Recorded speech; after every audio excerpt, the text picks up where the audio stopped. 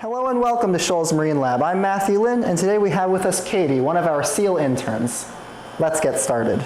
So Kadie, let's start it right off. From where are you? I am from Salem, New Hampshire. And can you tell us where you are right now in your career? I'm going to be a senior at the University of New Hampshire studying marine biology. Can you tell us what inspired you to start a career in science? Well, ever since I was little, my dad owned a boat, so we'd always be at Hampton Beach, going to the boat. I was at the ocean, and he would always bring us out to shoals. And I was just really fascinated with the ocean and really loved marine mammals ever since I was really little. Moving on to our technical narrative, can you please explain to the audience why this work is important? So before the 1960s, seals were thought to be extinct, and a researcher actually figured out that they weren't. So she did a huge research project on it, and the seals are slowly starting to make an increase in populations. The Marine Mammal Protection Act was then put into place, so seals are protected, and it's super important for us to keep them protected. It's really important for us to know a lot about them and why they went extinct and how their numbers are still increasing today. Yeah. What is the question you're trying to answer?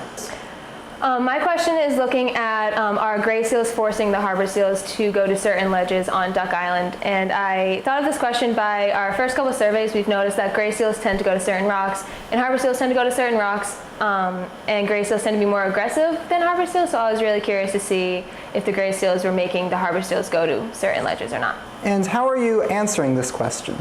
So we go out and do surveys 3 to 4 times a week on the seals. We go out in a boat, go around all the ledges of Duck Island, taking many pictures of the seals and rocks for negative data.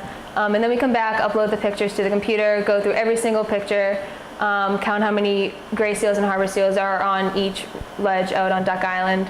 And then we have data from, this is the 7th year, so we have data from 6 previous years. And I'm just doing box plots and looking at how many seals are on each ledge and looking at the trends over the past 6 years. Can you tell us what you found so far? The first couple of years, the survey was conducted.